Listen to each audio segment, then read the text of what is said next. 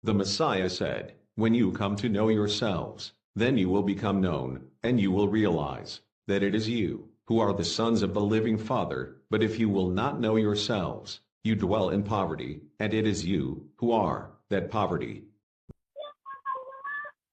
Happy Sabbath po sa lahat ng mga kapatid, lalo na sa ating mahal na hari, at sa mga sulisod. Ang tanong ko lang po ay, nakikinig po ako ng mga balita sa TV. Yung isa sa video ni King Olsi, ng mahal na hari, yung pagputok ng mga butan. Butan Panlaon, isa, pulutan. Nabanggit ko yun eh. Pero ang tanong ko sa mahal na hari ay yung bigwa na pinakatagulan ng mga estado ay magaganap ba yun? Yun lang po at Bro, pasensya na. Hindi ko naintindihan yung huling last sentence kasi medyo choppy ang signal mo ay ang dating. Yun daw pong, akin na lang po kapatid. Yun daw pong may mga pumutok na po na mga bulkan. Ngayon po meron po kasing na may darating na big one. Tinatanong po niya kung mangyayari pa daw po ba yun. Okay. Actually, yung dyan sa Book of Revelation, the hailstorm, the earthquake, di ba? Dalawa po ang meaning niyan. It could be both literal and symbolic. The literal one is, ito yung sinasabi niyo nagpuputukan. Pero ito ang sabi ko sa inyo. Matagal nang nagpuputukan yan eh. Tingnan nyo, yung Pompey noon, tinabunan pang isang Roman city. Di ba? Ang dami nagpuputukan, halos worldwide eh. Since time immemorial. Yung dyan sa Sumatra, o yung pinakamalaking pagputok niyan is centuries ago. Pero sa akin is, kaya sabi ko, it could be both literal and symbolic. Yung pagyanig na yan, nayayanig sa mga tao, ang tingin ko dyan is the sudden big changes, lalo na sa economic, na guguho ang mga bundok. Sa Book of Revelation kasi, pag sinabing bundok, kingdom, governments, guguho sila. Dahil sa pagyanig. Ano yung pagyanig? Ito, yung pagyanig ditong mga changes na ito. Big changes na mga events na mayayanig at guguho yung mga bundok. Yan ang nakikita ko.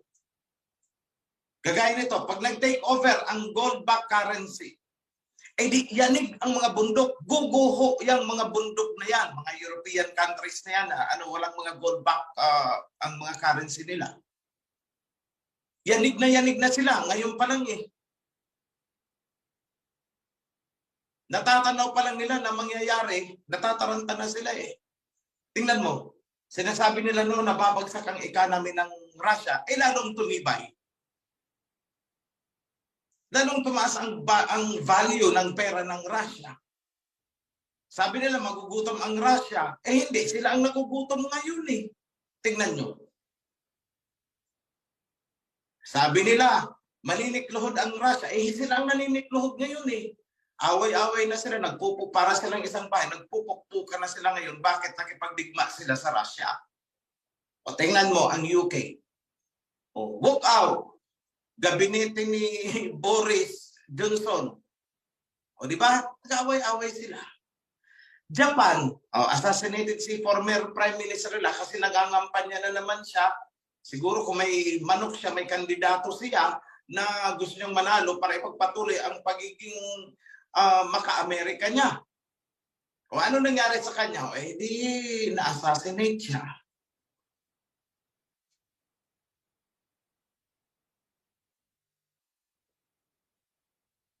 So yung big one, it could be literal or it could be symbolic.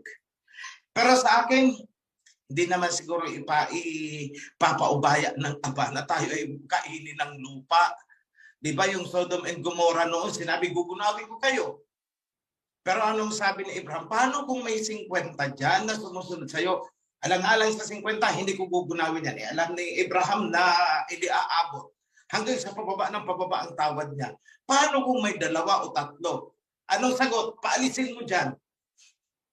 Di ba? O, hindi ginunaw.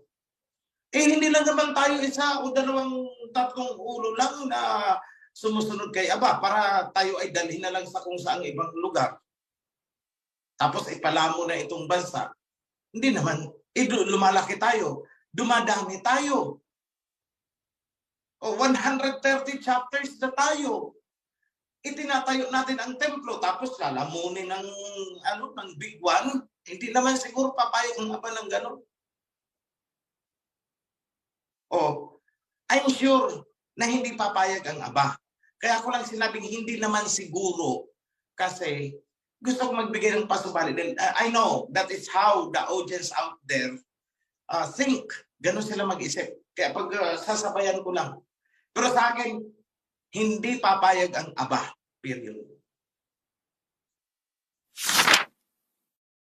Yada po, magandang tanghali po sa priesthood at sa mahal na hari. Ito po ay nagugulo lang sa isipan ko kanina kasi doon sa amin merong term na tinatawag yung babae ay merong buaya. Buayahon.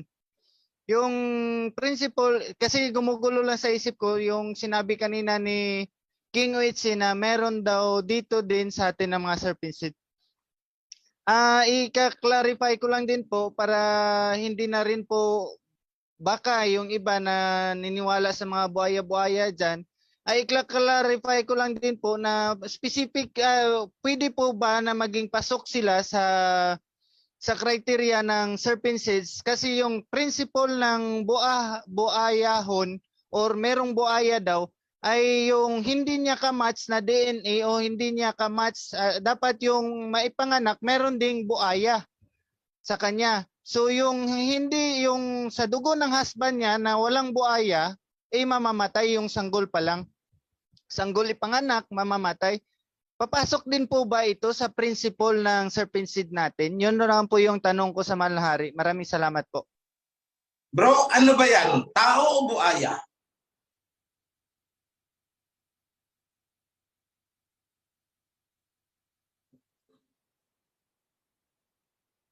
Hindi po siya paki-unmute po. Thank you. Tao po na tinatawag nila tao na meron daw buaya or tinatawag nilang buayahon.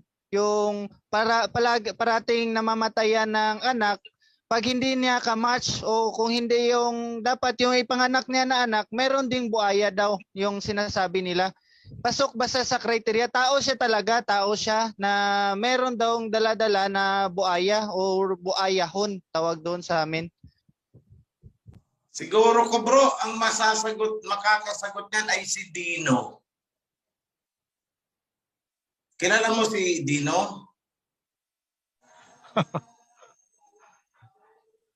Sinong nakakakilala kay Dino dito?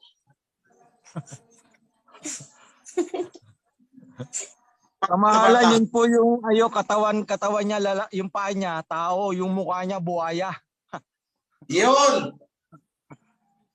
Hap-hap. Panahon na rin natin. Zuma, anak ni Zuma. Yun, kapatid. Hindi, biro lang yan. Ganito, sa akin is, yung reptilians na tinatawag, mga serpent seeds, at saka may mga reptilians, mga shifter na tinatawag.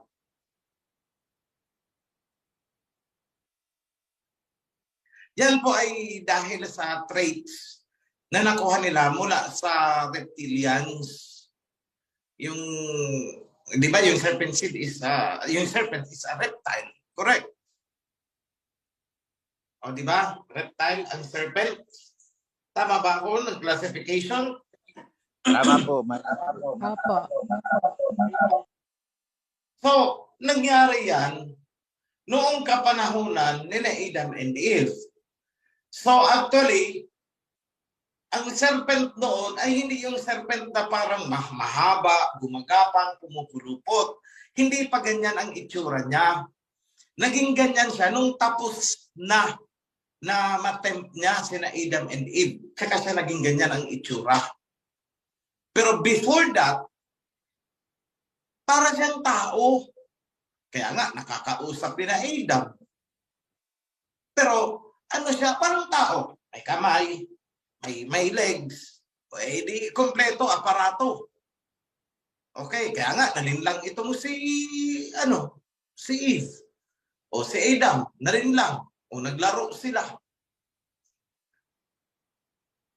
O tapos dumating ang aba, nasaan kayo? Anong ginawa niyo? Kayo talaga ha? Sinabihan ko kayo, huwag kayong kakain yan. Dahil pag kumain kayo niyan, kayo ay mahahay. Sabi ng serpent kay Eve, mabubuksan ang inyong mata sa isang masarap na bagay. Malalaman ninyo ano ang mali sa tama, kung ano ang masama versus sa mabuti.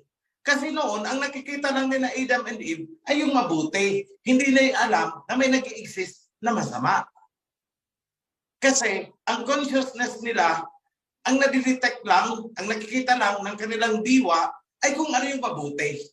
Hindi nakikita ng kanilang diwa ay kung ano ang masama. So hindi na alam, hindi sila magagawa ng ganon. Maliban na lang kung kumain sila ng bunga at doon sila tinempt ng serpent.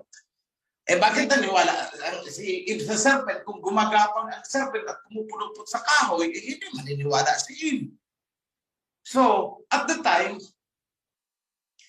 itong serpent na to, siyempre, iba ang DNA niya, pero compatible sa tao. Parang di ba, alam niyo yung, is it cult? Na ang nanay ay asno, ang nanay ay, ano ba ito? Basta magkaibang species yan, yung anak ay asno.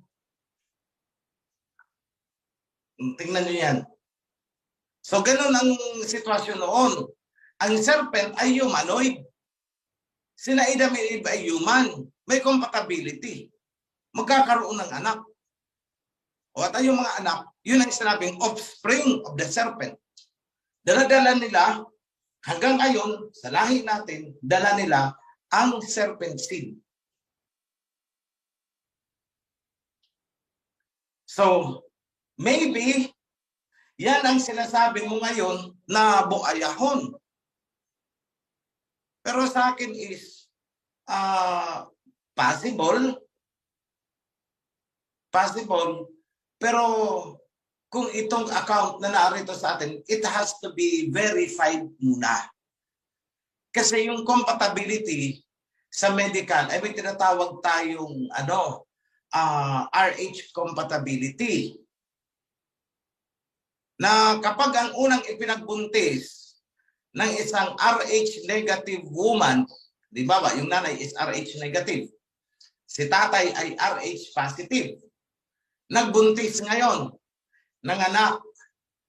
Okay, pag hindi naturokan ng rogam si nanay, yung mga susunod na anak na may RH positive ay malalaglag, hindi mabubuo.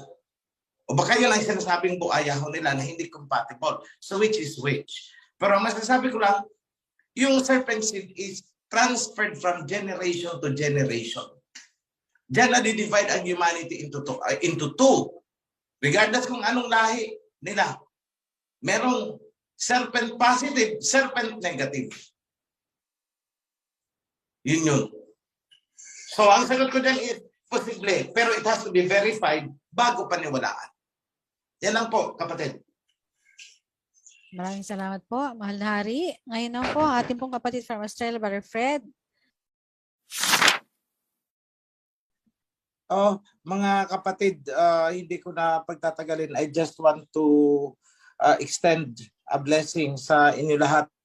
I know may magtuturo after me.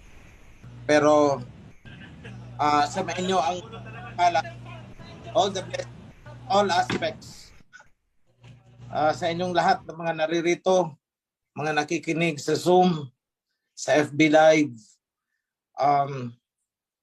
sa inyo ang masaganang pagpapala, kalusugan, financial, spiritual, sa pangalan ng Aba Yahweh and King Yahweh Shai. Be blessed.